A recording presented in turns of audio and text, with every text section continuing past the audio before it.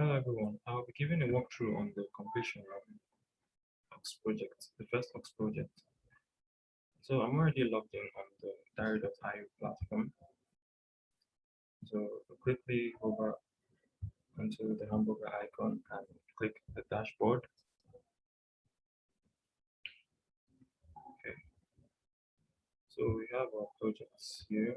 Click on projects and scroll down. Ox projects 1 is on shell scripting. So we go to projects and click access projects. Okay, and so we are here. If you've gone through the documentation, you get to have a basic overview of what the project is asking us to do. It wants us to create a shell script whereby once we run the script, it gets to create users, Linux users on the server. And so this is quite important. Some use cases are maybe you have a company or you're working in a company and you need to create users on the server, and maybe they span multiple users. You wouldn't want to do that individually, and so that is why you need shell scripting to automate that process. So let's just quickly go through the project. You're starting from the first step. Yeah. So okay, let's read this. Let's read through. We have been learning about Linux for some time, and it's time to start getting a feeling of how to automate some work using shell scripts. In this project, you need to onboard 20 Linux users onto a server. Create a shell script that reads a CSV file that contains the first name of the users to be onboarded. Sorry. And so the first step is to create the project folder called shell. Okay, so let's quickly do that. I'll be using Visual Studio Code for editing the projects. It feels better that way. Like we'll be having a lot of tests and a lot of debugging, knowing fully well that is a shell script, and so it won't be nice to just be writing in normal editors like that. It just makes the work faster, in my own opinion. So I have my projects folder here, and quickly open Visual Studio Code in this directory.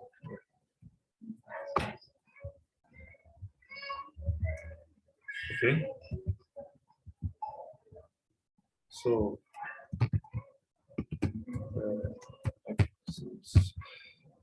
okay.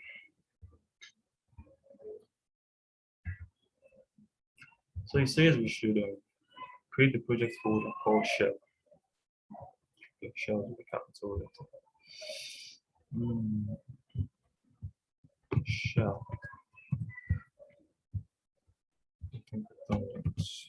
Let me just load up the terminal here. So to do that, you could either use this as to load up the terminal on Visual Studio Code. Click on New Terminal, or you use the Control Shift and a tilde. The tilde is beside the left key pad beside your number 1 on your keyboard. So that's what we did, and I'll see you into shell. So it says create a CSV file called names.csv directly here. This is where we are now. So we're doing that.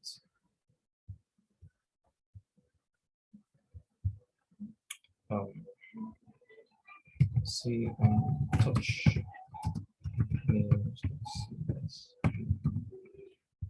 All right. So it's there right there for us. So we can open the CSV file using Vim. But since I'm already using Visual Studio Code, I'll just go in there, right? So let's see what the documentation says once more. says we should insert some random names into the file. Okay, since we're just testing, we're not yet sure of how the script is going to, the workflow of the script, like there might be bugs on the way and things like that. So we wouldn't want to create the 20 users, right? The 20 names of the 20 users at this time. We just like to use something like 2 users or 2 to 3 users just to simulate the flow of how it's going to work. And so I'll just work with, okay, we have Wally and Olu and Joseph and Yusuf. Okay, Wally, Olu. Yeah, but let me just use 2. So it becomes easy for me if I want to delete these users. Maybe if there's an issue with the script and I need to rerun it again. So I'll just be using 2 users for now. And so it says the script you created, I'm reading from this part. It says the script you created should read the CSV file, create each user on the server, and add to an existing group called developers. You will need to manually create this group ahead. And so this is where we'll need to create our script to run the command. Here. Okay, let's read through. It says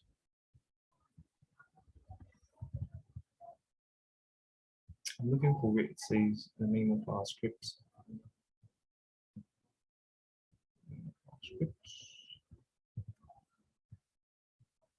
Okay, right here. It says name your shell script onboarding users. And yeah, I saw something like this previously. So the name of the script should be onboarding users. So let's copy this. Control C. Okay, right here. This is where we are. And so I'm going to do a touch. Right. So the script is ready. Since it's a shell script, we would like to grant it permissions, like execute permissions. So we use the chmod command, chmod.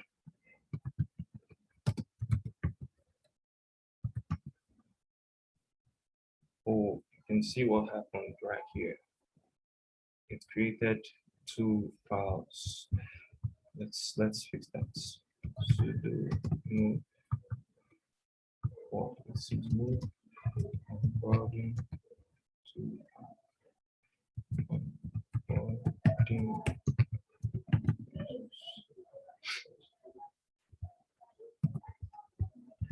Remove users. Okay. And so we're granting permission chmod plus X. So this will grant execute permissions to the file onboarding users. Onboarding users. So the user can execute, the groups can execute, and others can execute.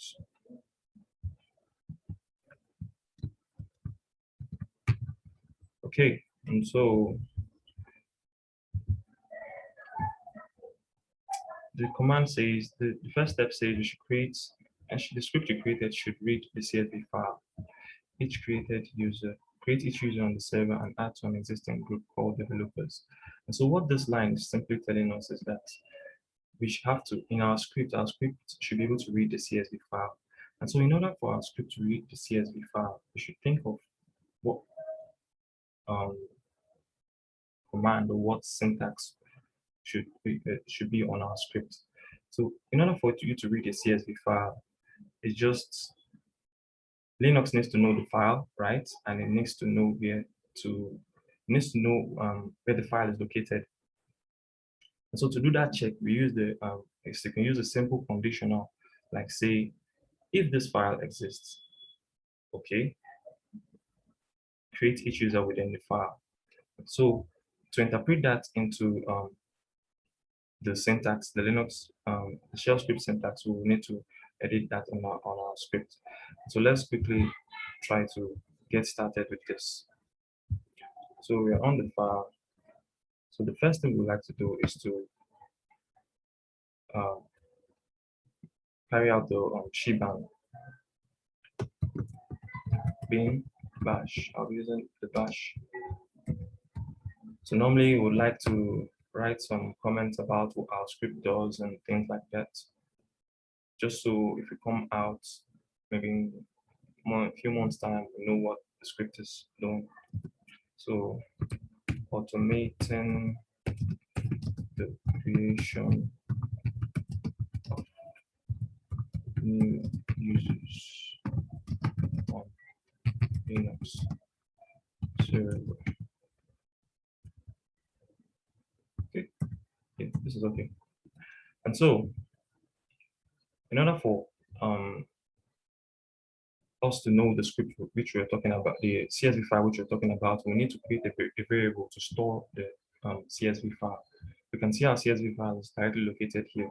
And so what we need to do is just to create a variable, right? So say CSV underscore file, right?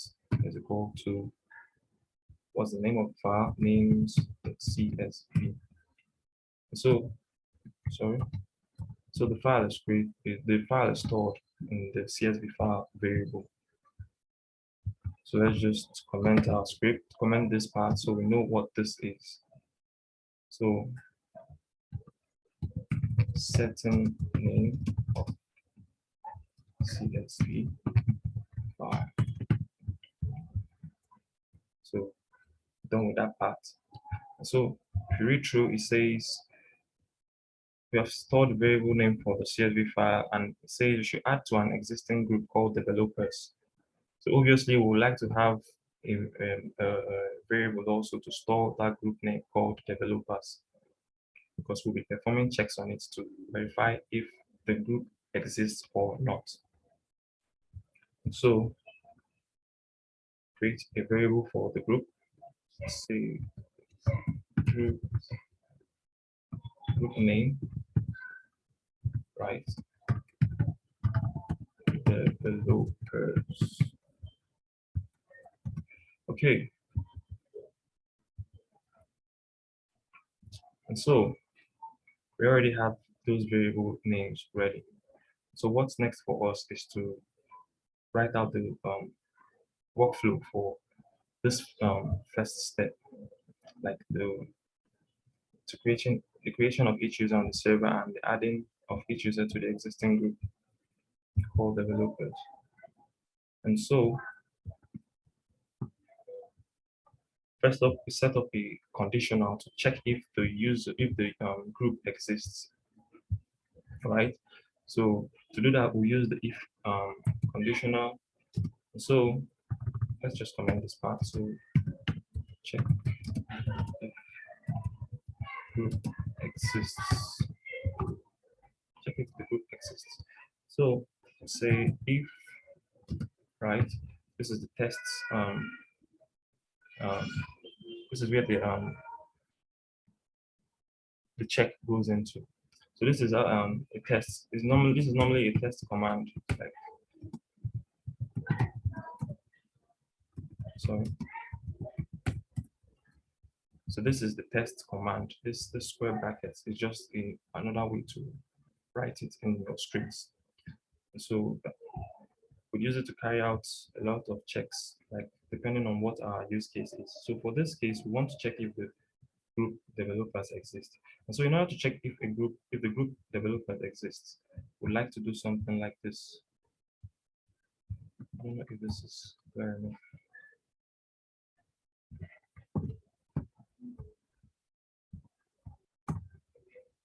Okay. Okay. If you guys see right now. So in order to check if the group developers exist, we'll do something like using the getEnt command.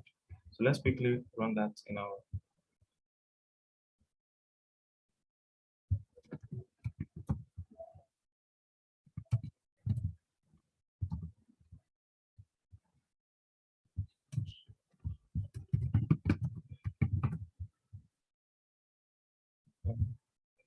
Okay, yeah, this is what I want to do.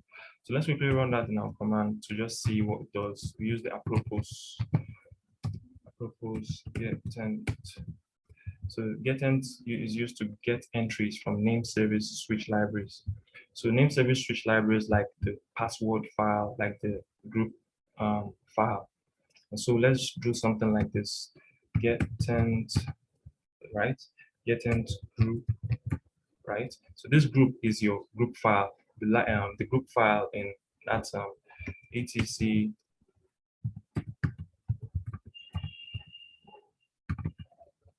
So this is the file etc.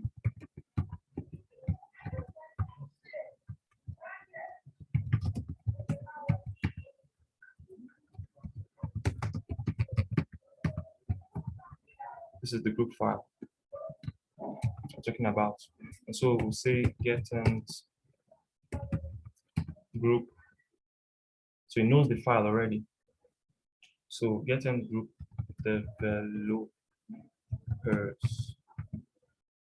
developers, right? So I already created the group previously. And so it has brought out the entry for the developers group. So this is how it checks if a user exists. And so we can make use of this in our script. So knowing fully well that that is a command, we'd like to put it within the brackets. So for commands, you use the $, then put in the command which you want to pass in. And so getEnt group, right? And so the name of the group is developers, right? Yeah, and so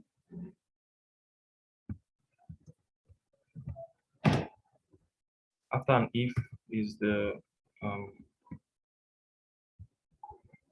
semicolon, and so goes like this: if then else and a fee. That's how I just learned mine. So if after that put your then. So if the group exists, if the group developers exist, what do you want to do? We just write a simple echo group already exists. And so if the group exists, this is the command that will be run. So to just push out a simple echo on our terminal that the group exists. And so else, that is where we're concerned about. If the group doesn't exist, what do you want to do? You want to create the group. So you can say sudo group add, right? Group add, then you can simply put in your group name. Yeah. Sudo group add group name. So this is what happens if the group doesn't exist. Tell us it already exists. If the group already exists, sorry, tell us that echo should tell us that it already exists. But if it doesn't exist, it should create a new group named developers. And so we can just echo something out so that we know where we are currently in the script when it's running. So echo group successfully created, right? Group successfully created. And so end our conditional with the fi, that's if then else fee, right? Okay, and so we can test this part. It's always good to test your scripts in steps so you know what is happening and where it's failing. So we could simply do, no, this is my etc. I'm supposed to go to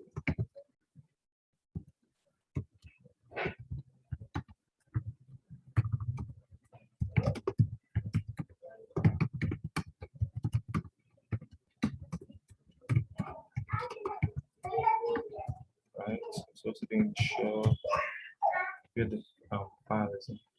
And so I like to test it on boarding users, right? So you can see I just ran the script. It says group already exists. And so this part is settled. Part which says you will need to manually create this group ahead and to check for if the group developers exist is already settled. So now let's focus on this part. Your script should read the CSV file, create each user on the server. So how do you read the CSV file? Well, to read the CSV file, we know the users are structured in this format.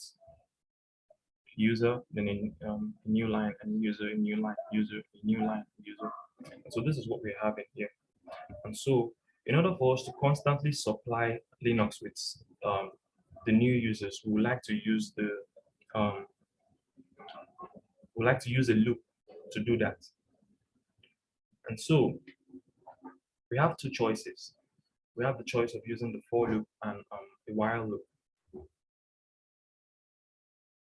I'll usually go with the for loop when we know how many times we have to do it, and we'll go with the while loop when we are not sure of how many times we have to do it. And so knowing this fully well that this script is going to be used on the server for creation of users. So at any time possible, the number of users which are required to create could change or something. And so I'll show you the implementation for using the while loop.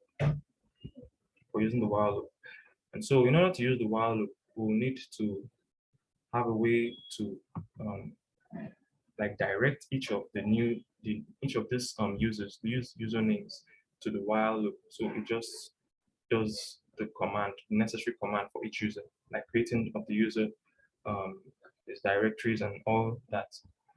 And so let's first get on with the creation of the user.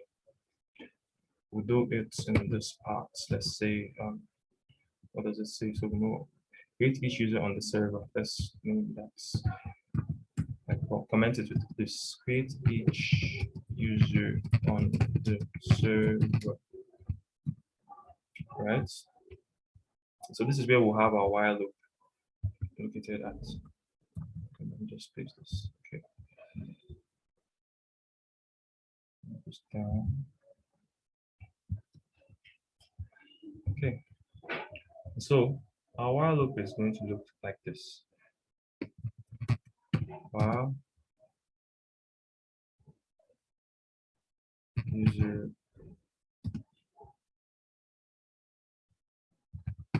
here. So we have to change this user here. So what is going to be here?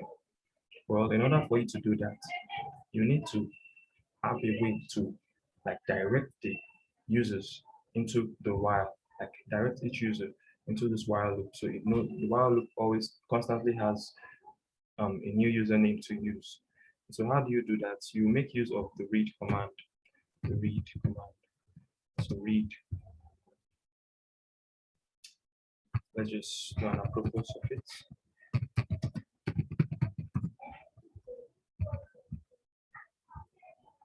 Okay, let's do what is read.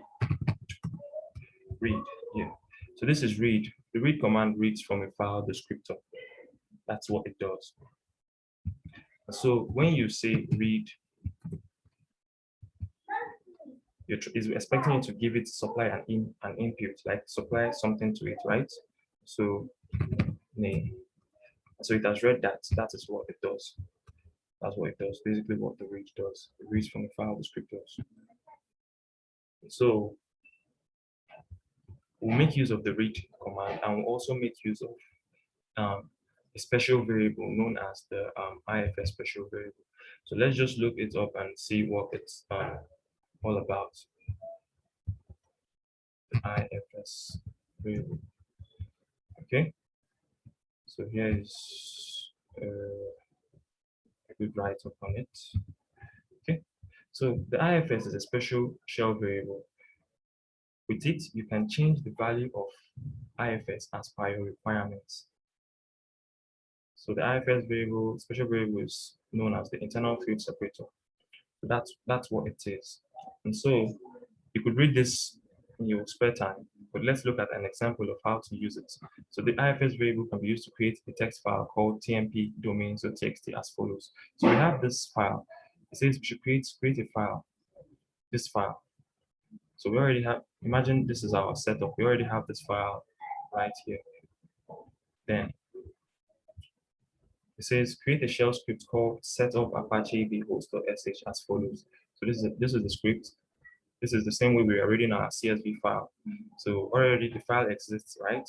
tmp domains.txt. So it already exists, and we stored it in the variable name file.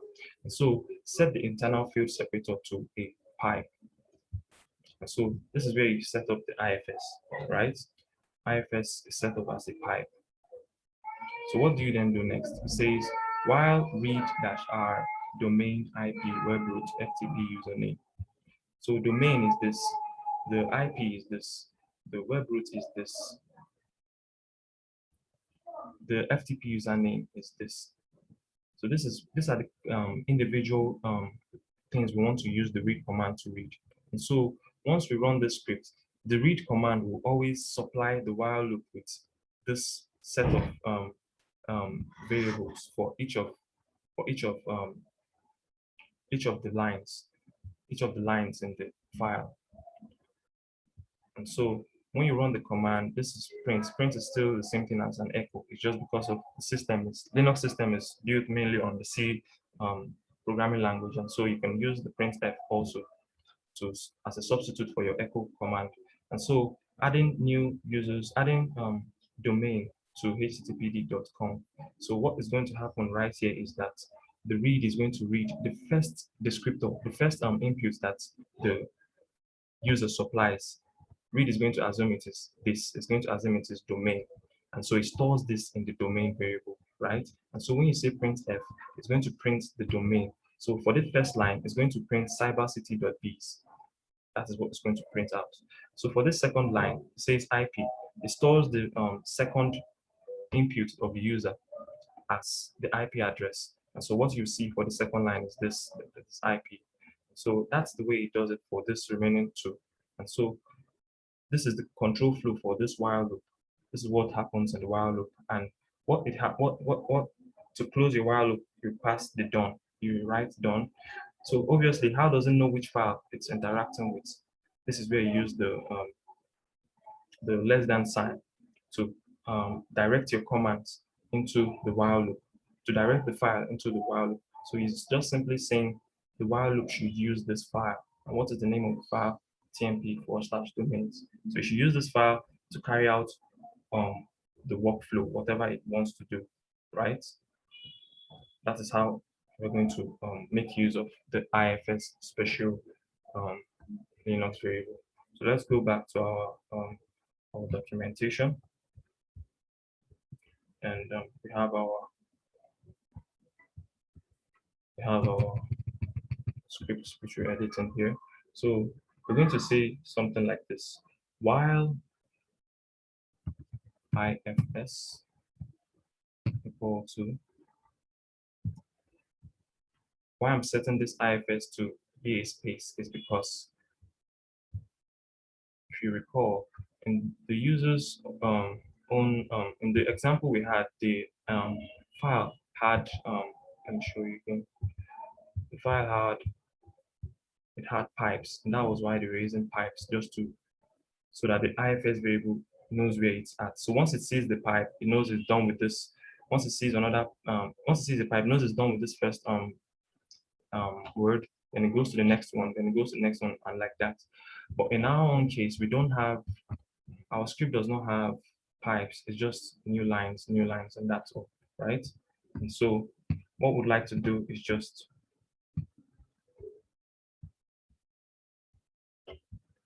to give a space, and that's how it knows it's done. And so we're going to use the read command as well, read, right? And so we're going to call it username, right? Username. So once the while loop runs, once you have your read command running within the while loop, anything that's supplied to it, any variable that is any username that's supplied to it will be given the variable name username at the moment. So this variable name username it's going to be changing dynamically since we're running a loop. So the first time the loop will run to the username variable will be called, we'll store the value Wally. And the second time it will run, it will store the value Olu. And so that's what the setup is going to look like. Next up, we would like to carry on with the setup creation of the while loop, which is after the while you have your do. While this do what do you want it to do? So let's just comment that. Want it to check if the user name already exists. This is what we want to do. We want to check if the username already exists. We don't just want to create the user in every loop. It wouldn't make sense if a user is already existing and it's being created. And so this is the second part. This is ensure that your script will first check for the existence of the user on the system before it will attempt to create it. So we're working on that also.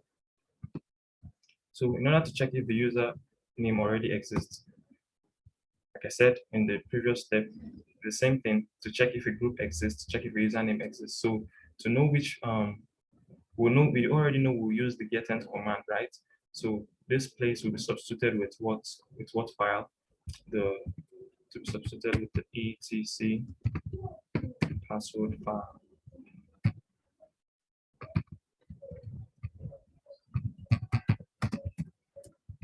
Yeah, to be substituted with etc password file. Yeah. So it's the same setup in this part. So within this while loop, we'll have a conditional to carry on with our setup, just like we had it in this place. So what we're going to do is do a simple if, right? The test, then we supply what it's testing for, which is this getEnt password.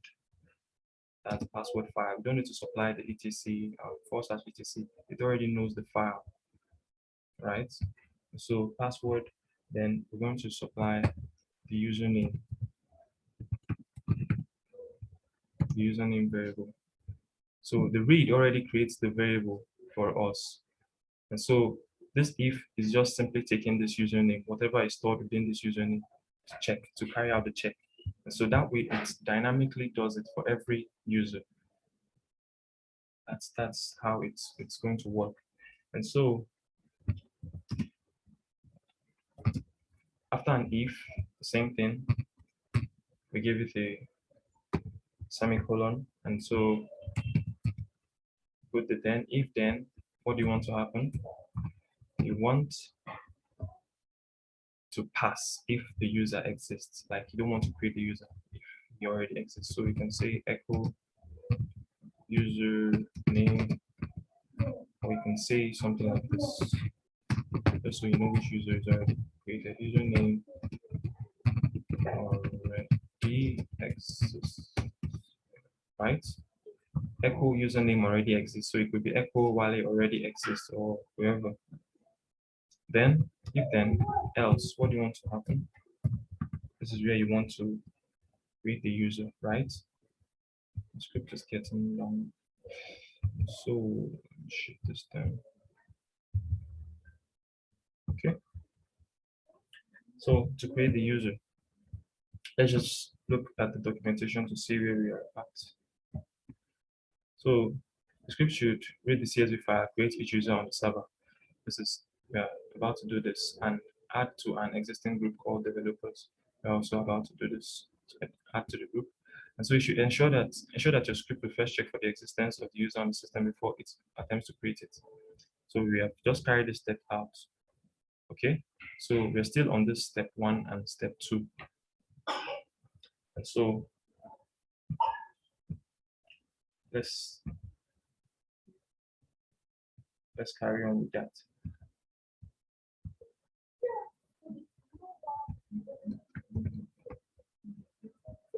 Okay.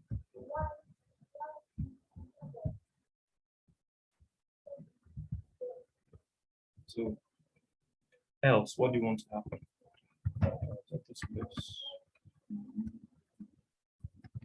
You should create the user. We're going to use the sudo, the user add command. Why I'm using the sudo is because this command is going to be run on the server, so just grant it user and root access, right? So sudo user add.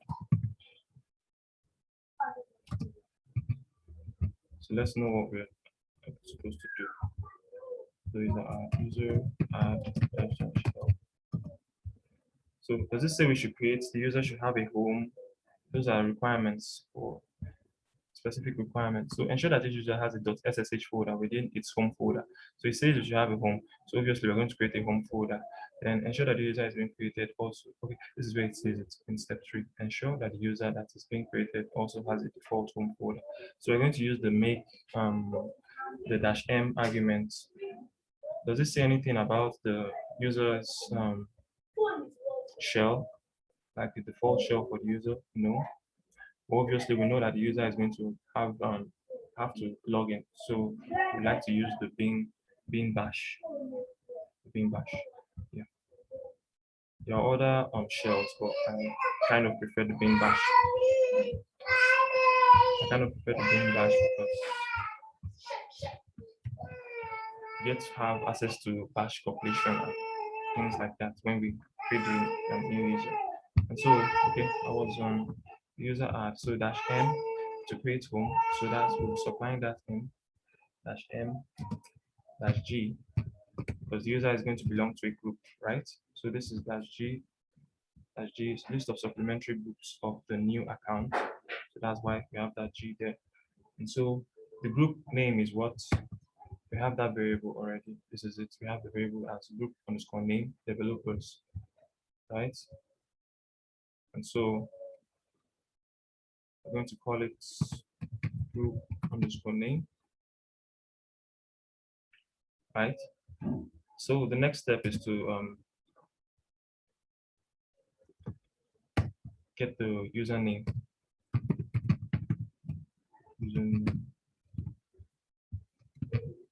And so if you look at this command, it's going to be like it's going to look something like this when we run it. Sudo user add -m-g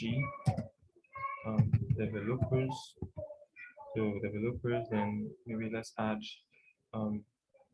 Gary to the group of developers. So let's run the command to see. It's asking me for my password. Right? It's added. And so group. So I just checked and you can see Dari is in the Dari group and is in developers group. So this is the command. This is basically what's going to happen for each user. So that is done. So when it says ensure that your script will create each user on the server and add add to an existing group called developers. So this is done. So ensure that your script will first check for the existence of the user on the system. This is also done. And ensure that the user that is being created also has a default home folder. So let's check whether that command created the default home folder. So we could do something like ls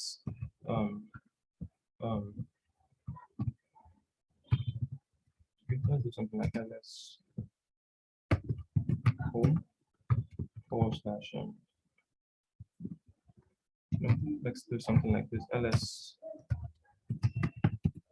right? Yeah, ls home.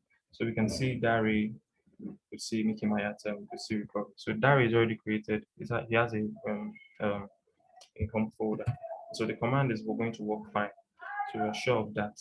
Why I didn't test this getEnt command, getEnt side, is because we had already done it for the group. So it's basically the same setup. So it's going to work, I believe.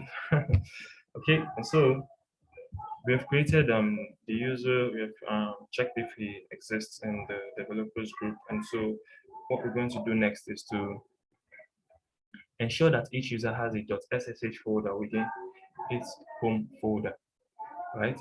If it does not exist, then create for it. And so how would we like to do this?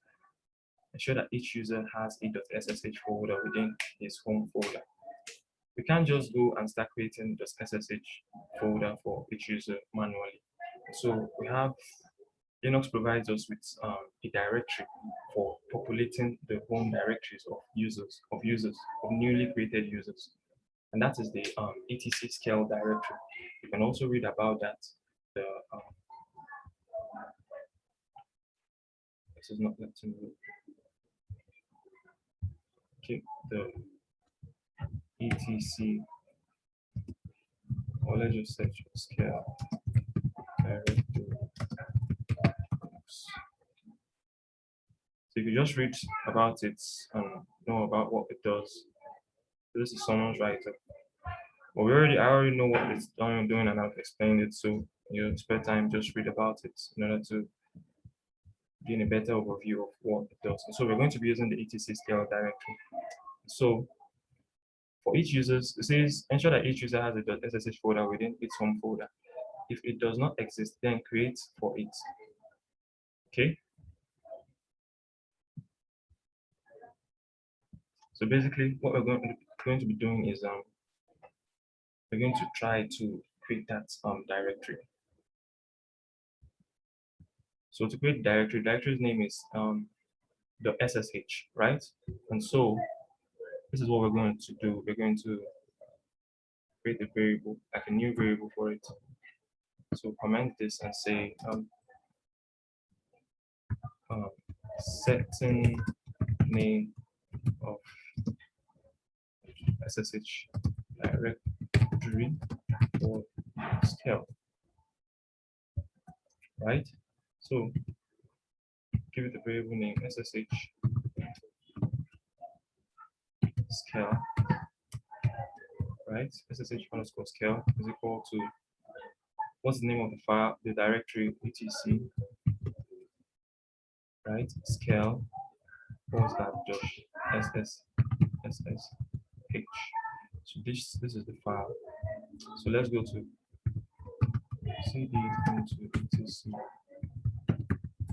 So this is the directory we're talking about. This is once you create a new user, I think on an Ubuntu system, examples.desktop gets populated for the user. So anything you put within this file gets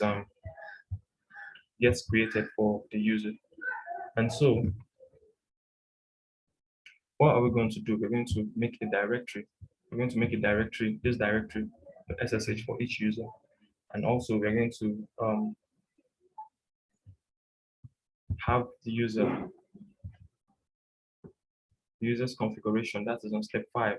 We're going to create an authorized keys file and ensure it has the public key of the current user, right? And so within that SSH file that is going to be created for the user is going to have the public key file within it. And so let's get on with that. Let's quickly set that up. So to do that, we'll also need to set up a conditional, right? To do the creation of the scale directory within the SSH folder, as in case if it already exists. So let's create the conditional here before the while loop. That's if you should notice the workflow. You have to create the conditional to check if the SSH directory exists before having anything to do on the while loop, because your script is going to run from top to bottom. So if you put the conditional here, it wouldn't make sense since the while loop has to use it. So let's comment that. So add SSH folder to scale. Let's see, scale directory. So the same old setup. If right, then your test.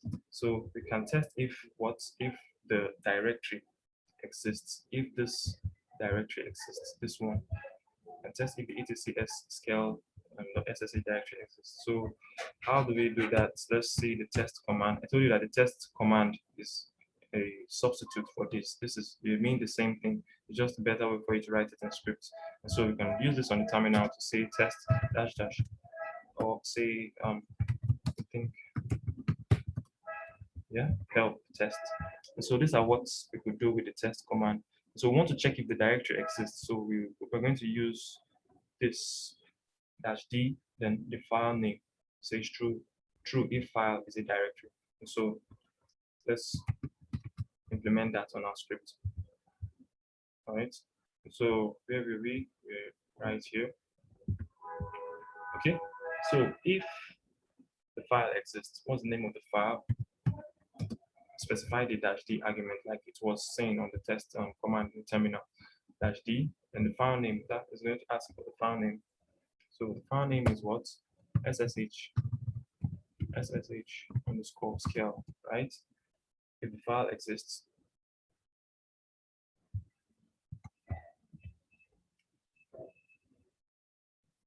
Right?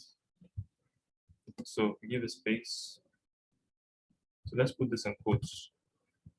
So Linux doesn't have issues. Why I'm putting it in quotes, sometimes if you use the $sign and you're running your script maybe for a variable, if the variable is something that has spaces, Linux will tend to expand it, and so you might have problems. So it's always advisable to quote your variables, especially if you know that there's a tendency for Linux to expand it when it is making the substitution. So that's for that. So the next setup, as just the same way we created the groups and the groups test and the password test, is to put the colon, the semicolon, then we're going to be like then what do you want to happen? You want, if the folder already exists, don't do anything, don't create a new folder, right? So just say echo something like right, SSH scale, or right, already exists, right? Cool. So you're saying if the scale directory, if the etc, the SSH, if the SSH directory already exists, don't create it. But if it doesn't exist, else what do we want to do? We want Linux to create it for us. So use sudo make directory command -p. Okay, then the variable for the SSH directory. So this is our condition. If the directory exists, tell us it already exists. But if it doesn't exist, create it, right?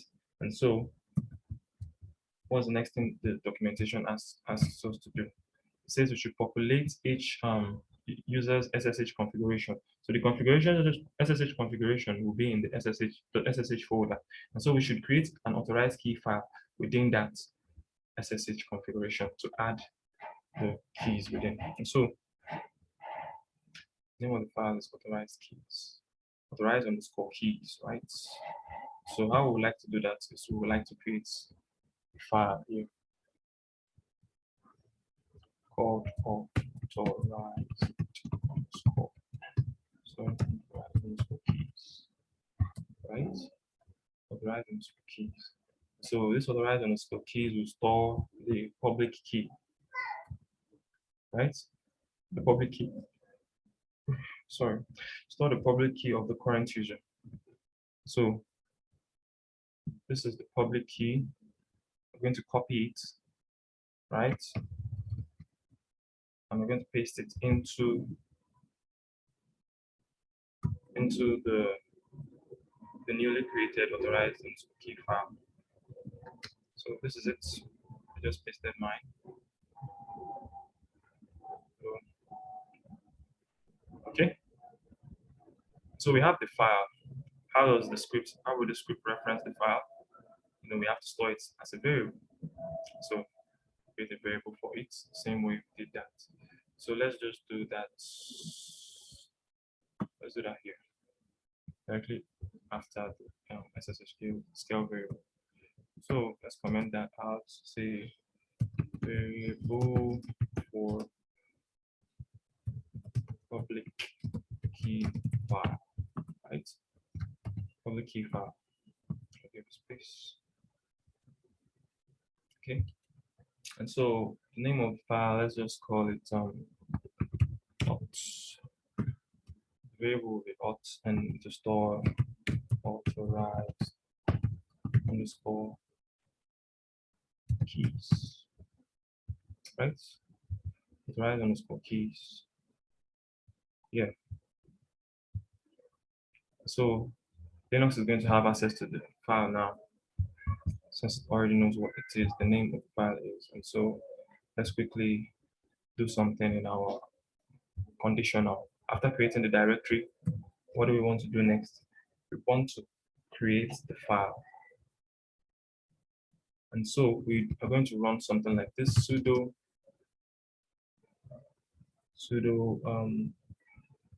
we could not, let's use something like, let's use the cat command. So Linux will cat this file and direct it, append it to the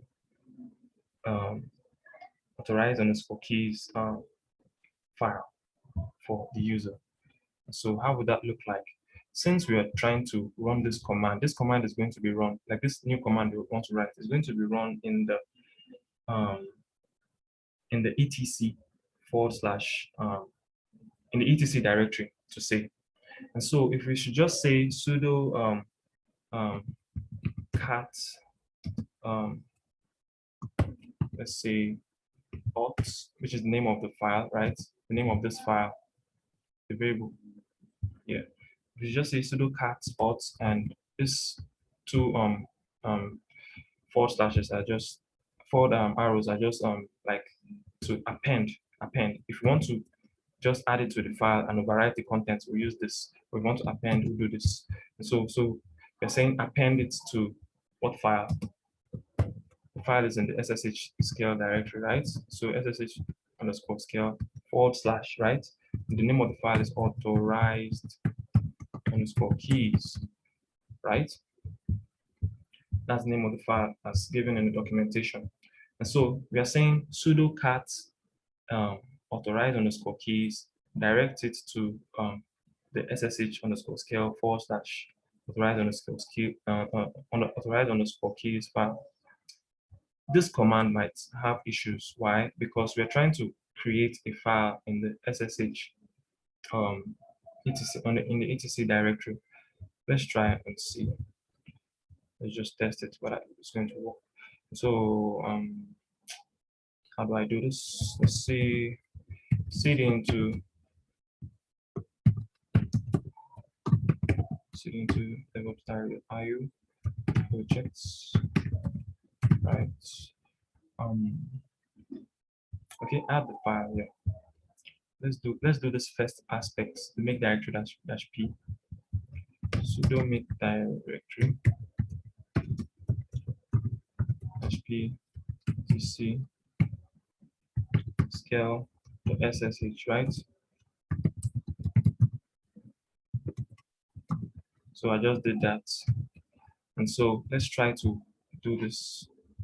So it's going to be something like sudo cat or authorized keys, right? Then append it to etc scale and authorized underscore keys. Can you see what it says? Even though we are using the sudo command. So there are two ways to it. Either your script would have already will be run on using the like before you run your script, you should be in the sudo, you should do something like sudo -i or be in root mode, or you could use this way to bypass it. You could do something like sudo bash -c. So you're supplying a command to bash, right, to run it. So the problem, because the problem is from bash, yeah, it says permission denied. Sudo bash -c. So the command which you want to run is put in there in the quotes.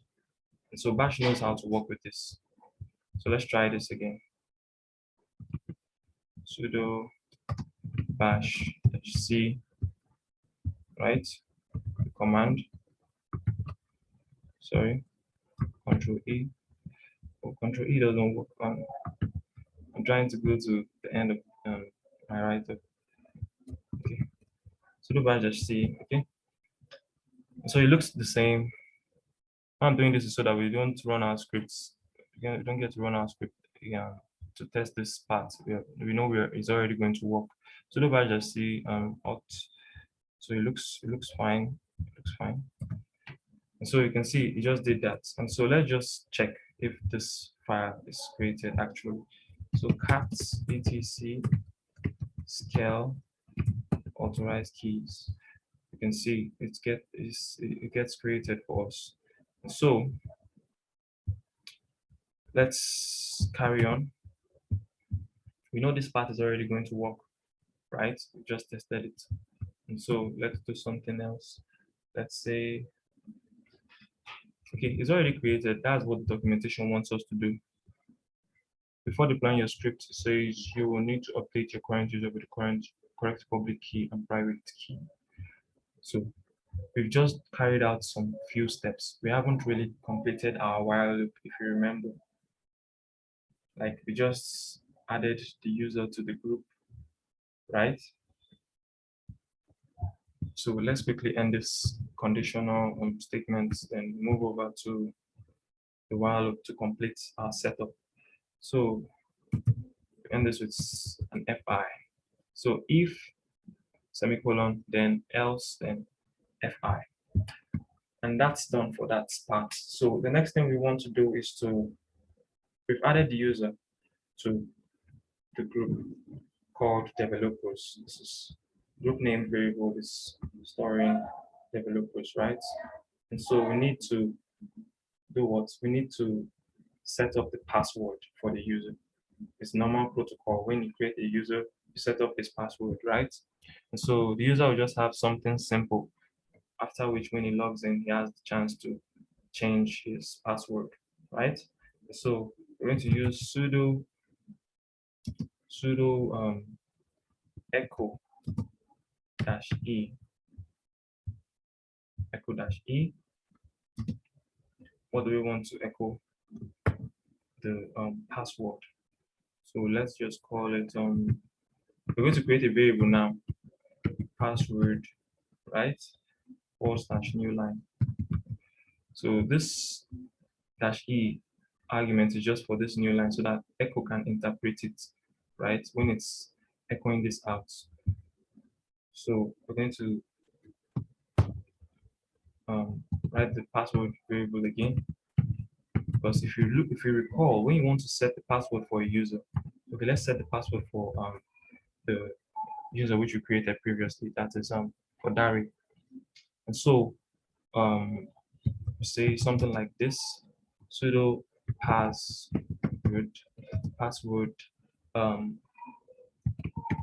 Dari, right? So it says enter new Unix password. And so if you supply something simple, let's say password, it says we type new password. So it's going to ask us for the password twice. And so that is why I'm using this echo -e, first password and the second password, right? So you'll see how it goes. Let me just complete this. So password updated successfully. Okay, so it's going to ask us for the password twice. So we're going to echo it twice. That's why this new line is here. So it echoes the first one, and in the second new line, that the password command is going to bring for us. This is what is going to, this the second password variable is going to supply it here. So how do we complete this? Sudo echo -e. So the password, we need to put this in quotes so Linux doesn't give us problems when it's expanding it, right? So echo -e password. So we're going to pipe it. We're going to pipe it to this command, sudo password, right? Sudo password who? What's the name of the user? This is the name of the user, like the variable. Remember, this is a loop. So for each loop, this username variable is going to have new user for every loop, for every run it has. So we're going to store this as username, right? Yeah. And so the flow of this line is that sudo echo -e password. So it pipes this first one. Echo will first write it, it will first pipe it to this password command. So it pipes this first password to the command, that is it here. Then when you do it, when the password command asks you to supply the new password, this one gets populated there since we're having it on a new line, right? So that's how it's going to work. Next up, we'd like to normal workflow for creating a user, create the username, the directories and all, we create the password, then let's set the password up for the user, like to have it to expire, right? So let's do something like password dash dash help, so we know what we're going to use. So okay, let's work with this one. Set maximum number of days before password changes, right? Before password changes to maximum number of days. Okay, so let's set the password to expire after a certain number of days. We just put it as 1 day or 2 days, right? From the creation of, when the user is created. So the user has a certain number of days to log in and change his password before it expires. So we're going to run that as sudo password, right? -x, right? Let's say he has 5 working days, right? Yeah, 5 days to change his password. And so what is his username? This is the username variable that we supplied here because we are working dynamically in the loop. So this part is going to work, hopefully. We haven't made any mistakes. And so the next thing we want to do is to handle this SSH, the SSH directory and its file that we created here. So we want the user to have his own, right? So what do you want to do? User is already going to have a home directory, right? And so you would like to say sudo chmod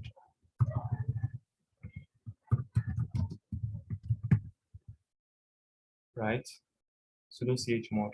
Why we are not going to say something like create a directory SSH for the user here is because the SSH_scale directory is, once we create a new user, whatever that is in that SSH_scale directory is going to be created directly for the user. So once you see user add -m-g -group name, whatever, it is going to create the .ssh directory within the user's home directory. That's why this .m is here. So we don't need to directly create it again. So what this is just doing is just checking if the SSH directory exists, like so that the scale directory can pick it up and give it to the user add command when it's creating the user. So that's what it's doing. So there's no need for us to create the SSH directory here anymore. So what we're going to do is we're going to change the permission of the SSH directory which is going to be created. So the SSH directory should have, let's see, ls home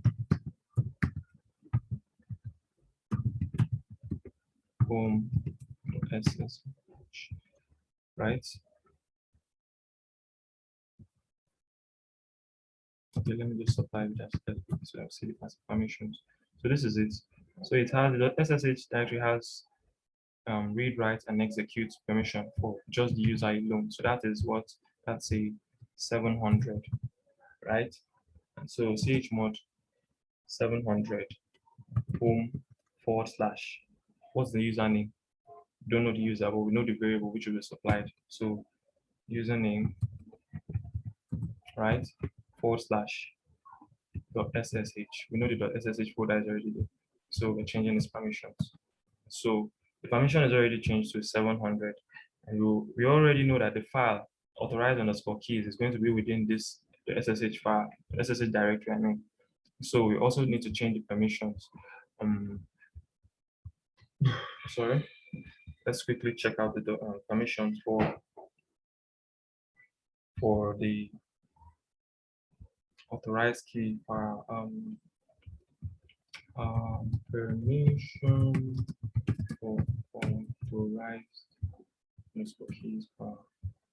Okay, say you should have the 644 permission. So let's give it that. These are requirements for us when we're trying to log in, just so we don't have issues, right? That's why we're concerned about the permissions. Sudo chmod. So it was 644, right? Then home, like before, username, supply it. Then your SSH, right? Then authorized keys, because we know the file is already there. So what we want to do at the end of every user creation, let's just give the script an output. Let's say echo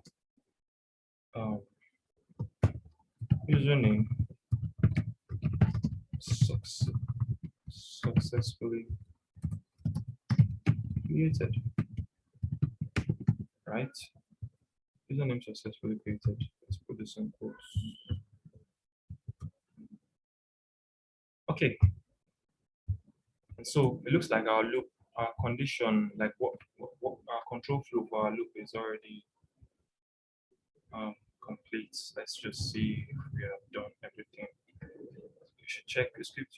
The script you created should read each CSV file, create each user on the server, and add to an existing group called developers. We've done this. Ensure that your script will first check for the existence of the user on the system before it will attempt to create it. We've done this. Ensure that the user that is being created also has a default home folder. We've done this. Ensure that each user has a .ssh folder within its home directory. If it does not exist, then create for it. We have already done this step 4 also. Let's check step 5. For each user's SSH configuration, create an authorized key file and ensure it has the public key of your current user. We have done this. So before deploying your script, you will need to update your current user with the correct public key and private key. Okay, before we get to this part, let's just close our while loop and test the setup. Right? Those right to test our setup. So this is it. We have an if statement within this while loop. And so we first close that using the fi, right? So the next thing to do is to supply the while loop with a done, right? Just like we saw in the example on the IFS shell scripting, where they supplied it with a done. And so we also need to do what? We also need to pipe. We also need to redirect the content of this file, this name is a CSV file, to the while loop, right? And so the name of the CSV, the variable for the CSV file is directly here, CSV_file. And so it's called CSV_file, right? And it looks okay. So it looks okay to me. So at the end of our script, we should just pass in this. So we know that our scripts ran fine. Okay, there's our script located in cd into shell ls.4/onboarding users. Okay, and so it says something. It says group already exists. /etc on scale.ssh already exists. So this part works. Here's the first, this part works, this first if statement works, the second if statement also works. SSH scale, right? It already exists, like we already created it when I was working with the creation of the SSH folder for the user diary. I'll also test it again. I'll also delete the scale, the SSH folder and the scale directory, so we can see that also. And so the password, enter new user password. Okay, say something here. Enter new Unix password. We type new Unix password. No password supplied. Okay, let's find out what is the problem here. Right? So we don't have a password. And so we forgot to create a password, right? We forgot to store a password variable for it. So that's why that command failed. Okay. Let's just create the variable here. I would like for us to have a space so we know where our variables are located. So let's create a variable called password. Okay. Password variable. Right? Password is equals to password. Simple. Okay. Let's try this command again.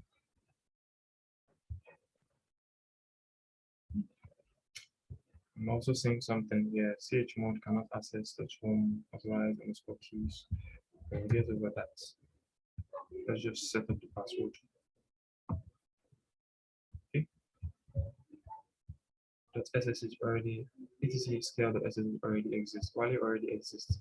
So it was saying the authorized key, authorized underscore keys file does not exist. Let's check whether it did that for the user called Wally, right? And so su, well, let's just use su dash Wally. This password is password. Why didn't I type it right? Let's see something. Su Wally.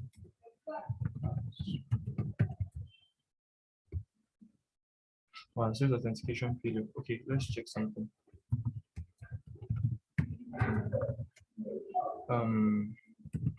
Getting password Wally. Okay, Wally exists.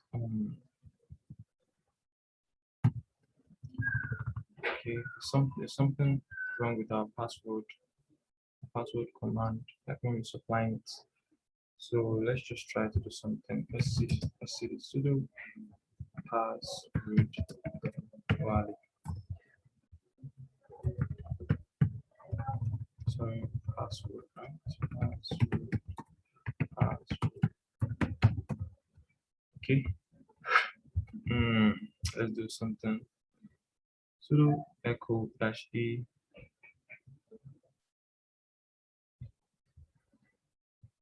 Okay, let's just try to run this command on the terminal by saying something like, let's create a variable for it.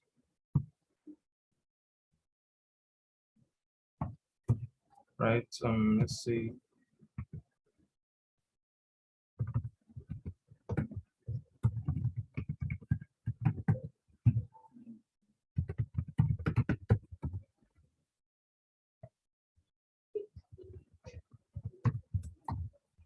Okay.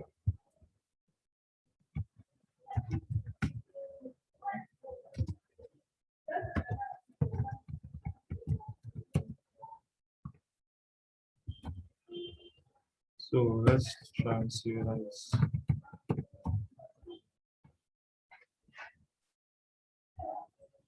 okay.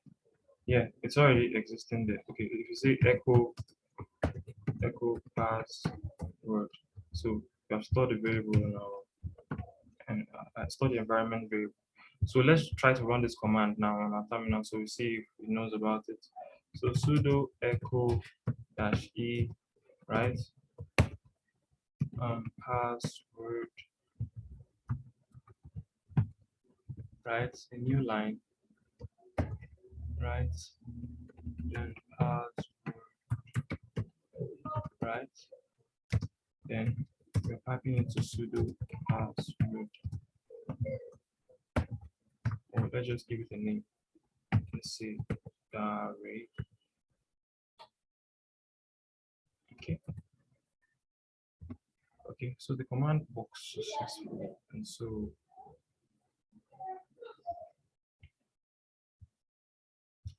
okay, let's just comment these parts out. Okay. My script is not named with .sh. So VS Code doesn't, normally VS Code should give us some colored outputs. I'm trying to comment these parts out, but that's not a problem. Let's just do it manually. So we know where our problem is, right? So we're just trying to debug. So we say this, let's run the script again, I think the name is onboarding users while it already exists. Okay, sudo user del dash recursive. Wow. Okay, so we don't have the user while anymore. Let's run the scripts. Okay, so su dash while password. Okay, you can see the authorized key file. Okay. Okay, so what we want to do now is this. We're having issues with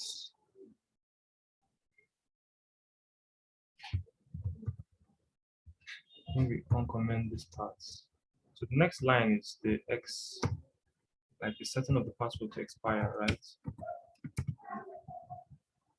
Sudo password dash X. Then in 5 days time, the password should expire for this username. Let's delete the user once more, right? Okay. Let's run the script once more.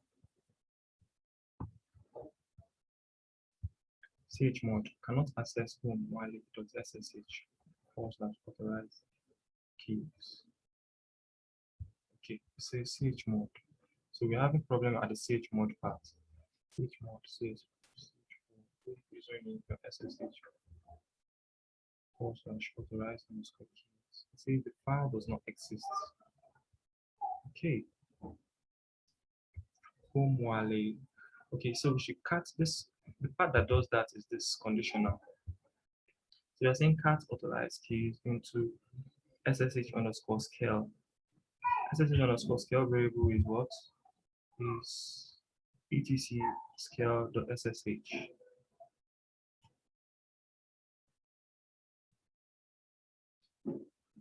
Authorized_keys. Also, I think I noticed something when the user was created. I didn't see the should I say I didn't see the .ssh.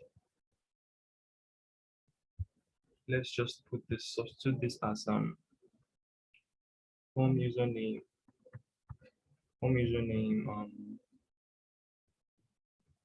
No, it wouldn't make sense. So SSH, it should be this SSH. Okay, let's go to the user. Let's use dash while password. It says that password will expire in 5 days. Let's do an ls-la. So we have .ssh, cd into .ssh, ls. So instead of the file to be created in the .ssh directory, it's being created in the user's home directory. So let's look at that. Sudo bash dash c ssh scale.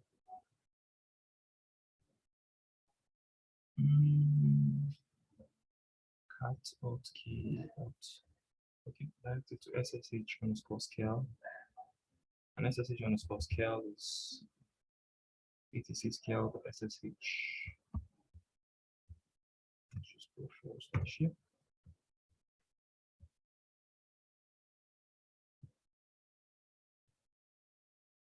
/authorized underscore keys. I don't see, and it's not working. Right? Sudo user del valid.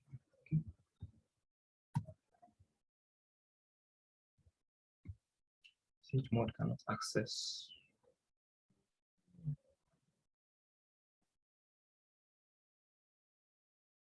Oh, wait, I think okay, the user is not existing. Home username. Okay, but I just Chmod 700. Okay. Home username SSH post advanced keys. Insert file directory. Can't access it. Is the authorized underscore keys.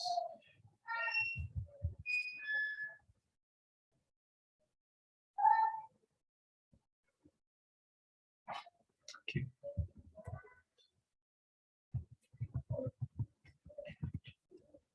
I don't think this is a problem, but okay.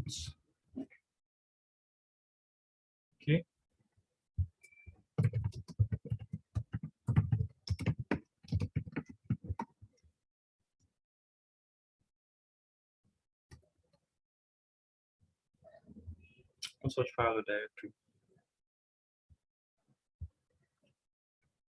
Okay, let's see.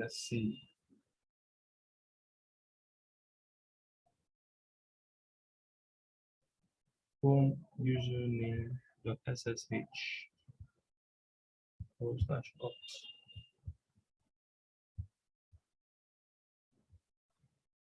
Sudo password chmod home username.ssh. Okay, does it change the permission of the file of the SSH? Let's see dash valid password ls-la. Okay, it sets this, right? Let's just try to create a directory for authorized keys, right? Let's just try to create this file and see if it's if it works. Sudo touch SSH underscore scale / or okay, let's do something like this. We already have the variable name, right? Let's make use of it. The variable name is auth. Okay, let's try to see if this would work.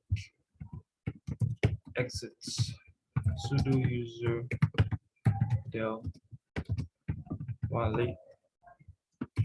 Okay, still the same thing. Okay, let's see what we haven't done. cd into etc scale, cd into the SSH ls.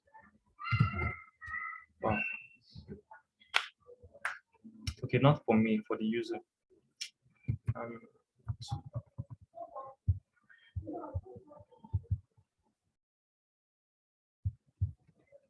Cd apps sudo remove -r remove scale. Let's do this. Remove .ssh, sorry. Right? So in the scale directory, we don't have the SSH. What we have is authorized keys. And so let's try to run that command again. Why are we even having authorized keys? We shouldn't have authorized keys there. Scale / authorized keys. Okay. Not exit. cd into DevOps, cd into diary, cd into projects, and let's cd into shell dot / onboarding users. So that's one of the things with the shell scripts. You have to debug it manually. Okay, it says cat authorized underscore keys, no such file or directory, no already execute. Do something. So user del dash policy validate, right? Onboarding users. Okay, now it looks like we're heading somewhere. It says it already exists. This part is correct. So enter new Unix password, type password updated successfully. This is okay. So we are at this part. We are at this part where it changes the permission. So now it knows that the .ssh file has it, right? So I think the issue we had before was the SSH folder was already created, and so there was no content within it for it to direct to the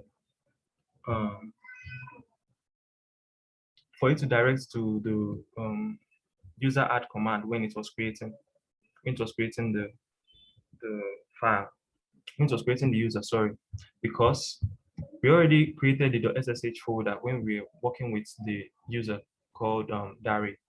That was why. And if you recall, what I just did was I created a directory and I put in the authorized keys file into that scale directory. And so let's just remove that. Sudo remove that rf etc scale authorized keys. So that shouldn't be there. Sudo user del -r Wale. Only using Wale. We also have Olu. Let's see whether Olu was created actually. Sudo, or let's say su dash Olu. No password entry for Olu. Get tense password Olu.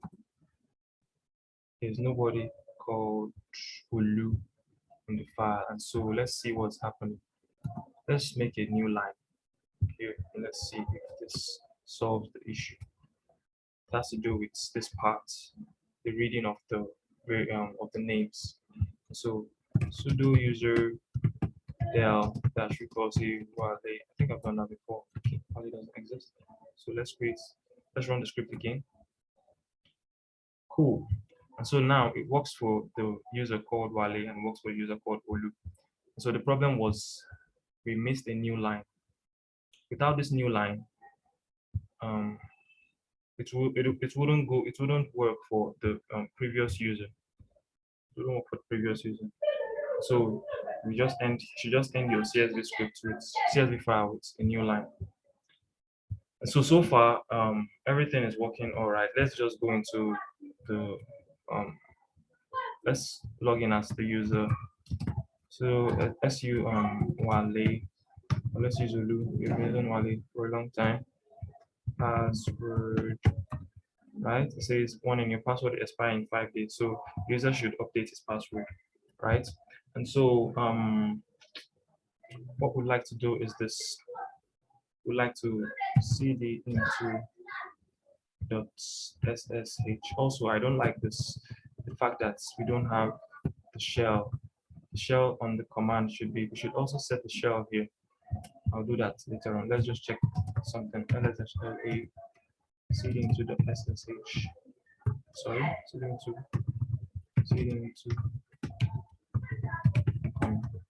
cd into .ssh ls checking the permissions. So 700 and 700 for the SSH and 644. Okay, so that's read write. Okay, so it's okay. Let's now set this shell for the user. What's it currently set to? Get tense password Olu. So being /sh, that's why we don't have his when we log in, we don't have his own host name and username set up like this. It should be like this. Like it should be colored, and we should be able to use the bash completion. And so let's set that up. I think this is where we should do that. Username, no, directly here as shell. So I think that is it. User add dash. So if you're not sure of anything, just try the command on the terminal and get the argument for what you want to do here. So this is dash S. So for shell, login shell of new account. So we want it to be bin bash, right? Okay. Where is sudo user del dash recursive Malay. I don't know if I can do this for the two users. Okay, I can do this, yeah. Or I can do that. I can do that. Let's have it for one user first and for the second user. Okay. And so let's run the script once more. /onboarding users. So su dash olu password is password. Cool. And so you can see this. So when we say ls dash /ss ss ls.ssh, if you use a bash completion, it works for us right now. And so the user is good to go.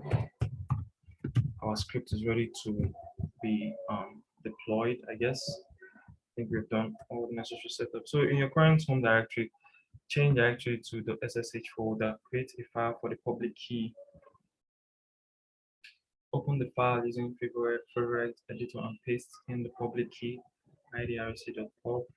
Create a file for your private key, right? Open the file using your favorite editor and paste in the private key. Okay.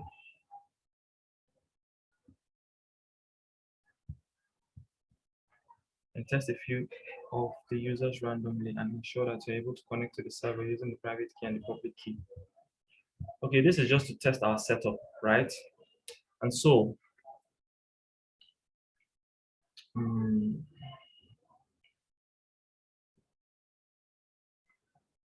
what we'd like to do is, in order for us not to mess up with our SSH keys, like, it's possible that we already have our own default SSH keys, which we are already using, like to log into other servers and things like that. So editing the private key for your default user would not be advisable. So it's advisable you just either you create a new user on your Linux system and carry out this setup, or you just directly test your script like I would do now. So we have to get this script onto a server to test it, like to test our setup. So what we need to do is, let's use AWS. I'm already logged in on my AWS console, and so I'm going to create a new instance. I'm going to create a new instance. Okay. Launch instance, right? Let's test this setup on Ubuntu. Instance. Right here. Okay. So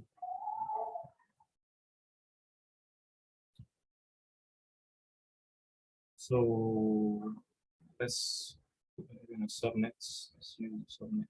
I think there's anything much for us to do here. Let's also, okay, this is okay. So you should add a tag. So let's add the tag diary.io. And the tag will be, let's see, Ox project or something. Ox project, okay. Okay, let's use this Ox project. So it's asking us to create a security group. Let's create one. So launch wizard 4 just has to plus 22 access. And so launch. This is my PEM file. I already have it in my system. So the instances are now running. All right. Okay. Let's name this instance. Let's call it server. So this is the server. So in the normal setup, this is the server which the user, we have been asked to create the 20 users on. So the server is already running, and the individual users are maybe they're in their homes, and you want them to be able to log in to this server. So that's the main essence of the script. And so I've copied the content, the credential for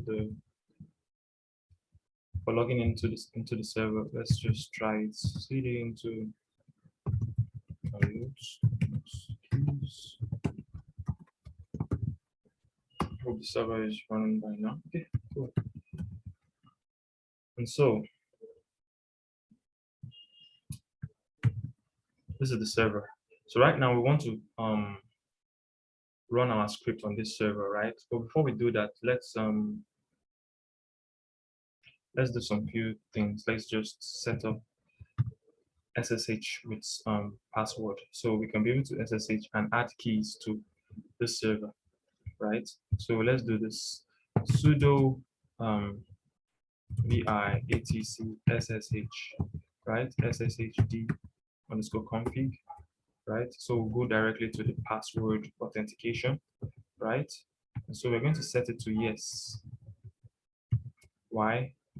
Because we are about to add keys, right? We're about to add SSH credentials for the user to log in. So when a user is trying to come in now, this is the terminal for the server, and this is the terminal for the default user. Then we'll run the script and SSH into the user, into a default user, maybe Wale on this terminal, and we'll run the setup. So when the user is maybe a developer or someone is trying to go into the server, so let's check whether this SSH password is set up also on this end. SSH SSHD config 2912920. Okay. Okay, password authentication is enabled for this user also, for this machine also. And so when the user wants to go into this server, we'll use the SSH copy ID. Like once Wale is already created on this our local instance, we use the SSH copy ID to copy the keys, the public key to the server, so the user can log in, right? That's what we're going to do. So on this end, we'll run the script, and Wale is going to, the user Wale on this end is going to have his own private key. So it just authenticates it and it allows the user to log in. So that's how we're going to test the setup. And so we need to find a way to get the script onto the server. Let's see if we can use the scp command for this to carry out this task. Let's cd into DevOps, cd into diary.io, cd into projects, right? Cd into shell, right? Okay, so this is our file and this is our users. Let's just work with the two users which we have already created. We're going to edit it later on. But let's just try to see whether the whole setup is working fine, right? And so ls, okay, scp, if you're not too sure, let's use the help. It's always helpful. So scp says we should enter the user, the file, the identity file where the okay, scp, my identity file is located at the identity file for this server. That's that .pem file. So it's located at home downloads, I guess, right? Linux keys, right? Swazi linux.pem. Okay. So this is the command scp-i, that's the identity file. So to authenticate us when we want to SSH, we want to copy the file using SSH. So scp is just a subset command from the SSH package. So we have now we need to specify the names of the file which we want to carry onto the server. So onboarding users and names.csv. So those are the files, the two files which we want to take to the server. So we need to supply the IP address next. The IP address, the user. I mean, the user. Okay. All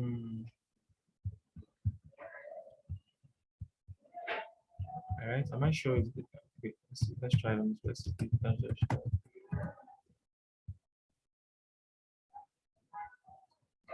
Search target. Okay, I think it should be the user. Open to the IP address. Oh, let's get the IP address from this end. The IP address is the IP address. Okay. Okay.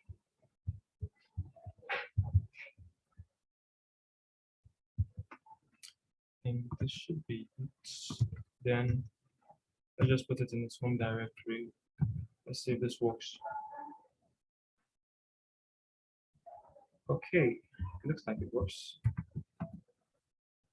Right, cool. Now the script is on the server and the names of CSV files on the server. And so we have it there. Remember, the command was just an SCP, then the identity file, that's your PEM, location of your PEM file, then the scripts which you created and the names of CSV file, and the host name and the IP address, the public IP address of the server. So the script is located there now. And so we run the script. Right? Cool. And so group successfully created, authorized underscore keys, no such file or directory. Cat authorized underscore keys. Oh, do I have that? Let's see. Authorized underscore keys. Authorized underscore keys. Authorized underscore keys. Okay. Let's see something. Oh, authorized underscore keys is not within the shell. That was why I didn't see it. Let's move it within.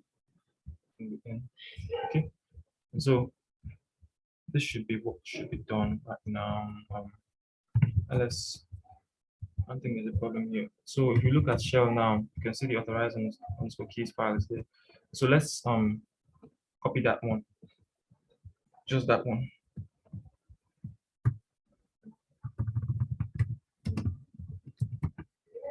Okay. So it's going to be copied onto the server right now. So let's do this. Okay, we have the key. Let's run the script once more. Let's delete this user, sudo user del -cvfile.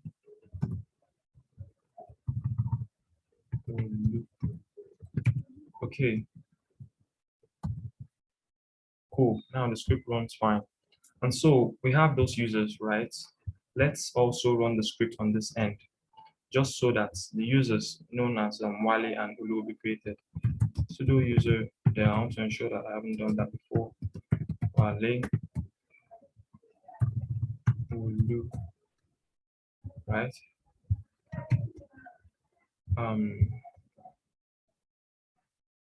And so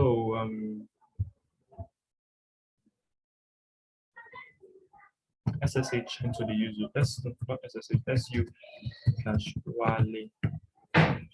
So we're testing password entry for user Wale. What is this? Our script is having issues. Do we just run it? Okay, we haven't run the script out as well. Okay, let's now test for Wale, like the setup for the user Wale when he wants to be able to log onto the server. His password is password. That's the first test password it was created with. And so he has cd into the SSH, right? ls. So this is the user. This is the directory. And so the command then says like the instruction. The instruction which we were given was that you have to make use of the private key. So now this is the current home directory for the user. We are in the SSH directory of Wale. We have we haven't created an idrac.pub file. We haven't edited it with the public key, and we haven't created a file for the private key. So what we could do is this: we could just use the SSH-keygen command to create a public and private key. Then we clear out the content and supply the new content, like the content which we were given. Obviously, this key is something that we have to use. We have to make use of this key because is what was given to us, right? And so let's try to copy this command, right? We'll just copy it. Why I want to use the SSH-keygen command is so it gets to populate, assign these files with their right permissions, so we don't have to do that, make that edit later on. So this is the local server. This is the Wale node X, right? And so we have to edit. We have to create a key for him, for the user. Key credential SSH keygen -t RSA, so RSA type. And so it's going to create it in home wallet.ssh_RSA. We don't need a passphrase. We don't need a passphrase. So ls. So we have the ID RSA and the ID _RSA.pub. Already, this authorized keys file was created using the script, right? So the content of this authorized _keys is the same thing in this ID RSA.pub. So we're going to sudo cat authorized keys, and we're going to like redirect it into the ID RSA.pub. ID RSA.pub. Why? We are overwriting. Why are we using this? Just a single forward arrow, just to overwrite the content of this with the public key which we were given, right? This public key, because that was in this file due to our script. So when it cuts it, it's going to direct it there. So it's asking us for the password. Password. Oh, we are not in sudo as, sorry. We are not, Wale is not a super user. So this should work. Yeah. Cat ID _RSA.pub. Cat ID _RSA.pub. Wow, it is. Okay, let's try something again. Let's try. Wait, cat authorized keys. Let's see. Okay, nothing is in the authorized keys actually. And let me see something on this end. Cat authorized keys. I'm just gonna show. So what authorized keys files is? Okay, our script is not actually populating the content with it into this authorized _keys file. Yes, I guess that's what's okay. No, that's not what's happening. I don't think that's what's happening because I just ran the script here and it did that for me. So let's remove. No, let's see. ls and shell.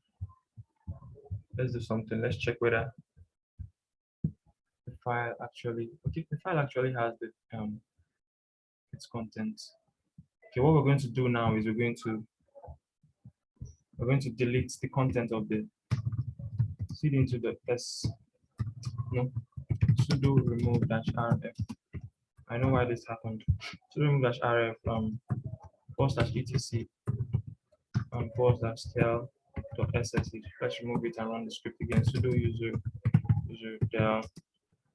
del wale -r sudo user del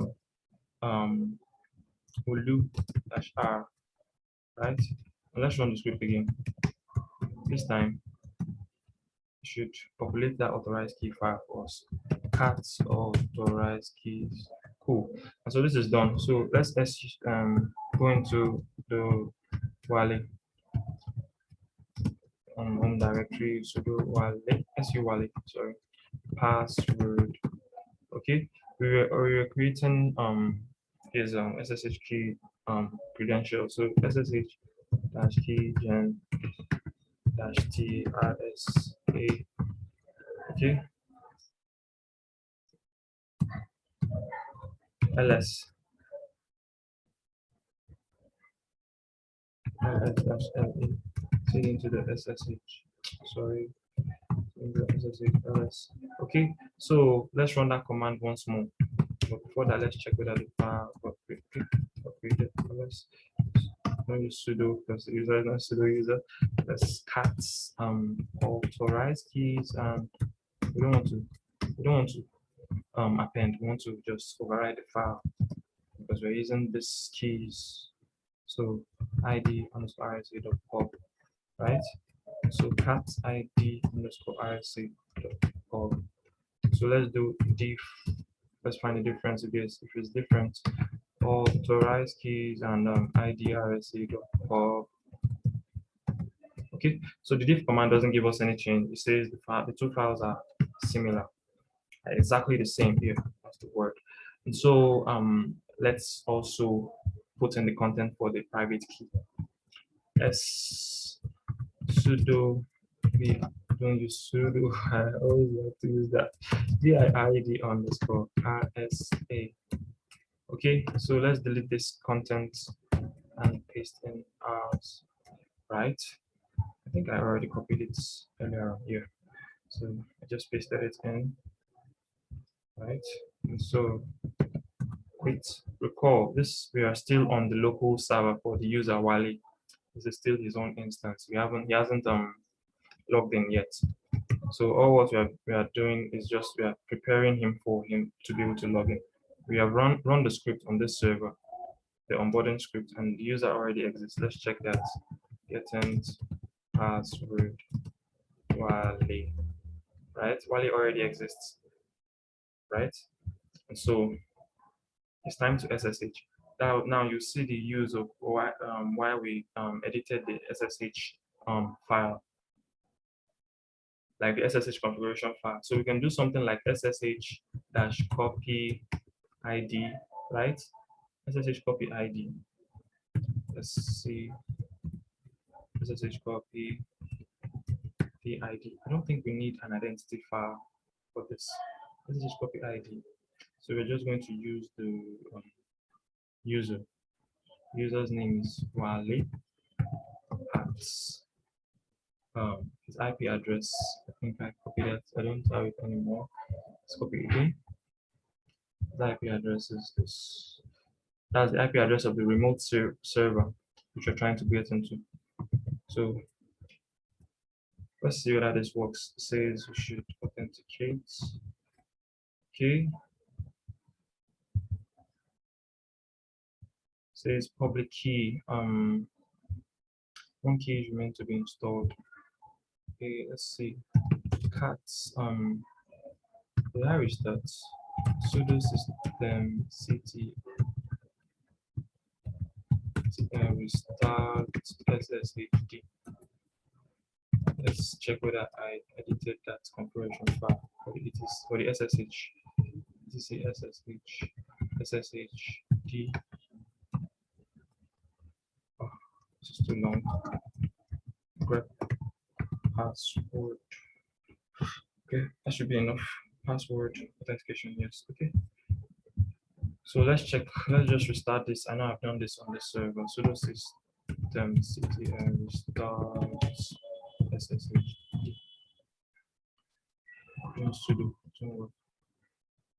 I think it should already be done on my end, but it should also restart. You should also restart the SSH after you make a configuration on the SSH configuration file. You should restart.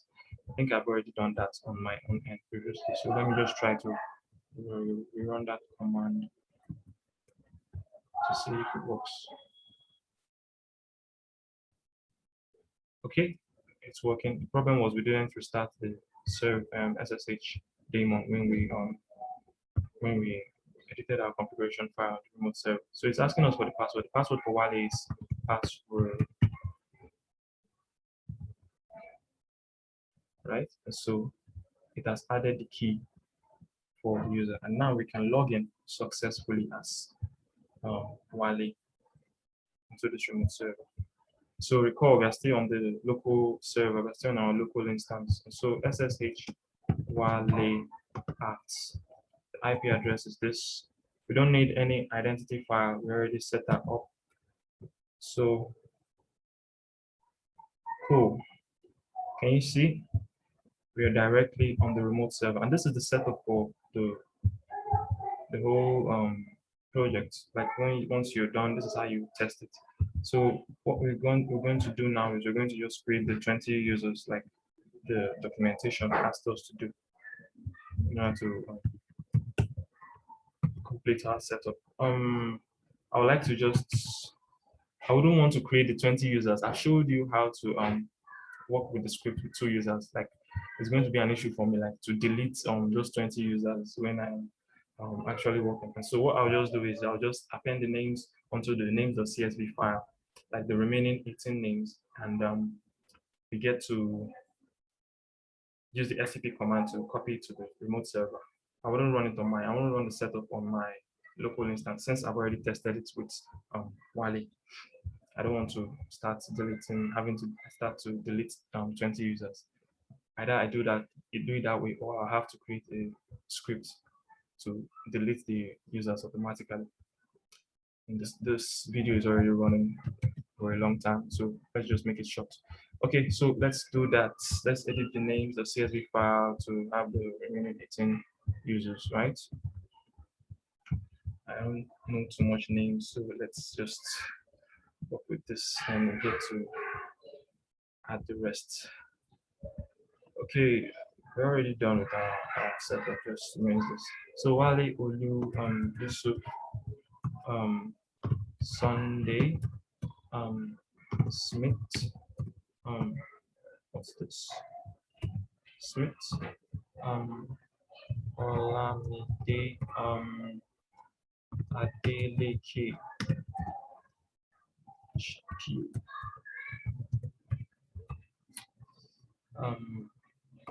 Alimat Solomon, okay, Dari, okay, Corey,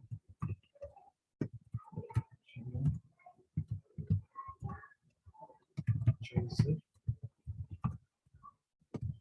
Kennedy, J. Michael, Ezu, and Jeff. It's 19. Let's just add one. Let's add Roxanne. Right? Okay. 20. Remember the new line. So Roxanne actually gets to be created when we're running our script. So this is the file right now. So let's just ship it to the remote server. Since we already have the rest, like the name, the CSV, the onboarding, we already have the onboarding and the authorized keys file on the server. So let's just ship it over there.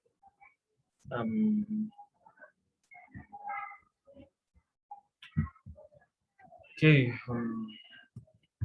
what was that command again? I think I ran it in my default user. So Wale's history file doesn't have it. And so let's exit and do over there.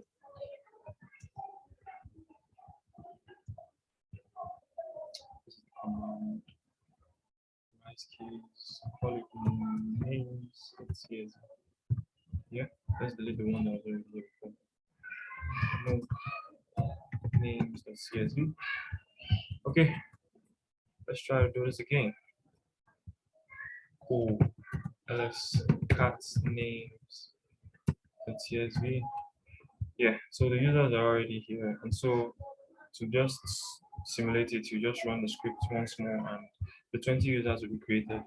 Let's delete the first sudo user del dash recursive Wale sudo user del dash recursive Olu. Sorry, okay. Okay, so we've deleted those 2 initial users we created. Sudo remove dash rf.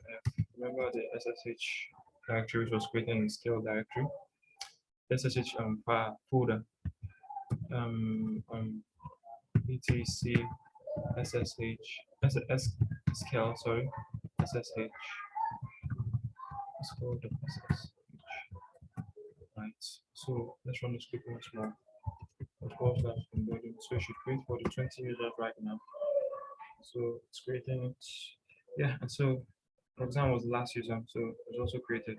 And so once these users they intend to log in, you have to go through the normal setup again, the normal test setup, which was specified for us on the documentation, right?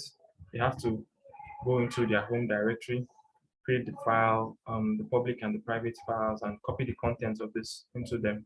So in order for you to do that, if you don't want to have issues with the permissions, because these files need to have their specific permissions, right? So you can just use the ssh-keygen-trsa command to create the idrsa.pub and the idrsa. Then what you need to do next is just take in the content of the public key and paste it into idrsa.pub, take in the content of the private key and paste it into id_rsa, right? Then the next thing you need to do is ensure that the SSH configuration allows login with password, because we want to use the SSH-copy-id command. So once you have edited the SSH configuration, you reload the SSH daemon. Once you reload the SSH daemon, you're good to go. You just run the command to log in, like user su-wale, or yeah, su-wale. I don't want to create password, right? You run the command ssh-copy-id. Once you have ensured that the SSH is going to allow you to use passwords, you can run the SSH copy ID. You already have the ID RSA and the ID RSA.pub here. So that is the key. That's the key, the credentials you're trying to copy. You're trying to copy the public key onto the server. And so you do that using this command. And once you do that, SSH copy ID, I think I've already added this, so it wouldn't make sense to add it again. But that's the whole setup. I just showed you, and reverse back to check it out. So that's what I think that's the end of the project says. Then it says you should submit your work for review. It's a simple way. You just create a Git repository and name it auxiliary projects. If you don't know how to create a Git repository, you can just search online, have help with that. Screen record your work. You can make a video, a short video of your work, and just post it onto the Git repository, and that's all. Hopefully, you don't run into any new issues, because I believe we've treated all the whole issues. And so that should be the setup for your file, right? It should be the setup for your file. So let's just sit here, make it bold. If this file was if we were required to create a onboarding_users.ssh, I believe VS Code will have given us some nice colors, so we know exactly what we're doing. But that's not what we're required to do. So let's just work with the documentation. So I think that's all for this video. Hope you guys enjoyed it and you're able to carry it out on your own end. Thank you.